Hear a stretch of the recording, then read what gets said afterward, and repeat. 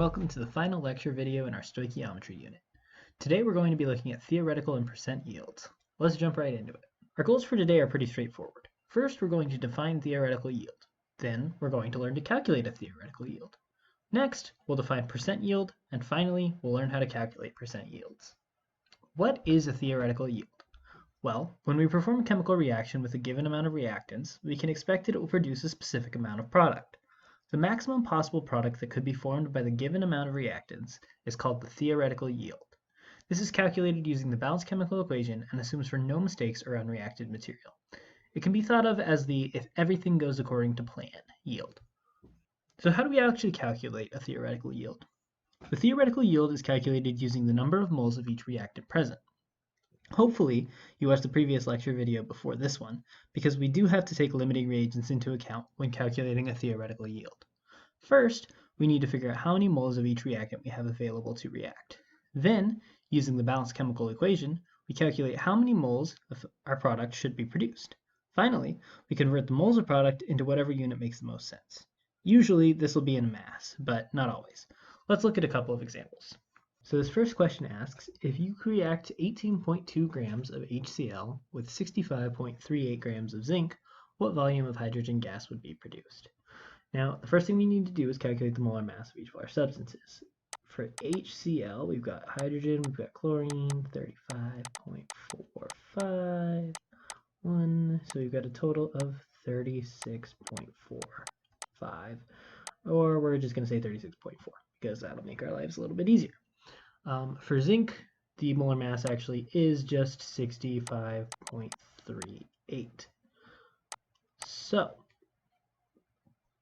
calculating the number of moles we have for each substance, we have 18.2 grams of HCl times 1 mole per 36.4 grams.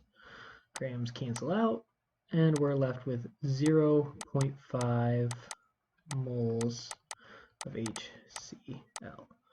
For zinc, we have 65.38 grams times 1 mole per 65.38 grams. These cancel, so we have exactly 1 mole of zinc.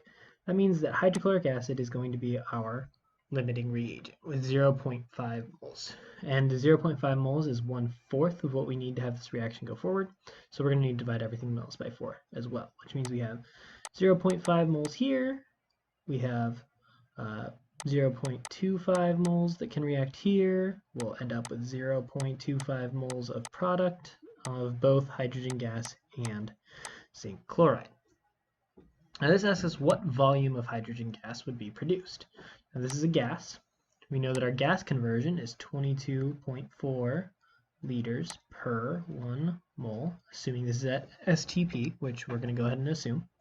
We have 0.25 moles of hydrogen, 5 moles of hydrogen, times 22.4 liters per 1 mole, and that gives us a total of 5.6 liters of hydrogen gas.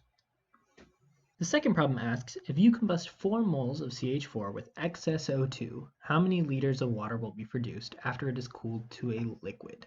So this one is using this term excess O2. That means that's telling us right away that we have as much of the oxygen as we're going to need. So that makes CH4 automatically our limiting reagent. So we're going to have 4 moles here. That means we're going to have 8 moles here. We're going to have 8 moles here. And we're going to have 4 moles here. Right?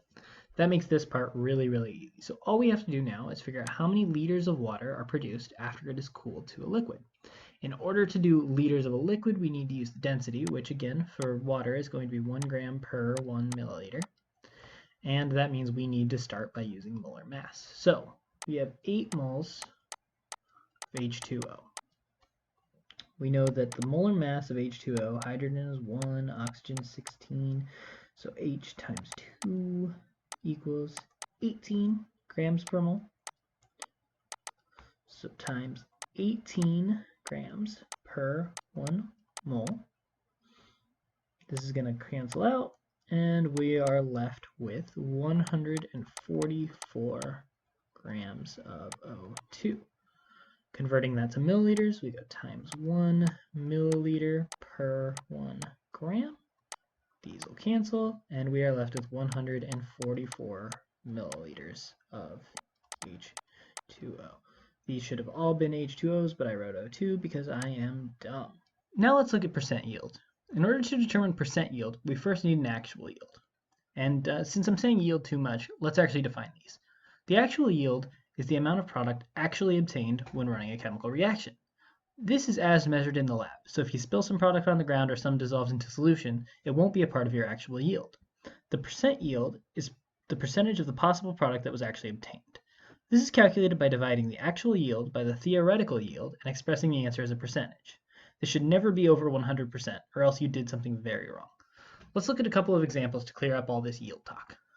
Now, this one asks, if we react 100 milliliters of 2 molar H2SO4 with excess NaOH and end up with 25 grams of Na2SO4, what is our percent yield? So, first we need a balanced chemical reaction. We've got H2SO4 plus 2NaOH goes to Na2SO4 plus 2H2O. Okay. This says we have 100 milliliters of 2 molar H2SO4. So 100 milliliters. We're going to need to convert that first to liters. So 1 liter per 1,000 milliliters equals 0.1 liters. This is times 2 moles per 1 liter because of our 2 molar. So that means we have 0.2 moles of H2SO4.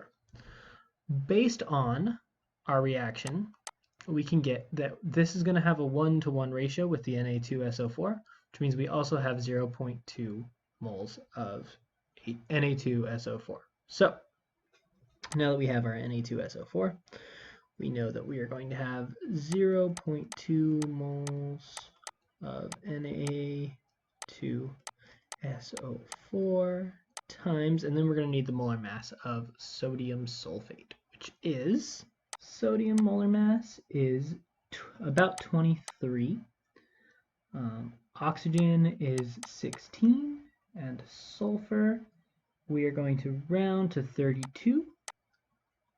So we've got this times 4, this times 2, and all of that will give us 142 grams per mole for H2 or Na2SO4. So this times 142 grams per 1 mole. Moles will cancel, and we are left with 28.4 grams is our theoretical yield. Now, to calculate percent yield, remember that it's actual yield divided by theoretical yield times 100%.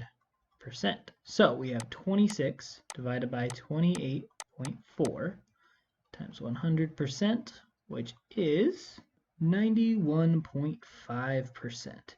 Now, this is actually an incredibly good percent yield.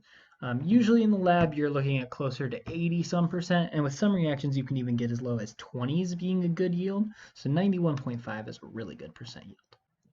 So the second problem asks, if we react 1.87 grams of aluminum with excess copper sulfate and produce 4.65 grams of copper, what is our percent yield? So first we have 1.87 grams of aluminum, and we need to use the molar mass to figure out how many moles we have. So we've got 1 mole per, and the molar mass of aluminum is about 27 grams per mole. So we're going to have 1 mole over 27. That's going to equal about 0.07 moles. Now our ratio for aluminum to copper is 2:3. So we've got 2 moles of aluminum, 3 moles of copper.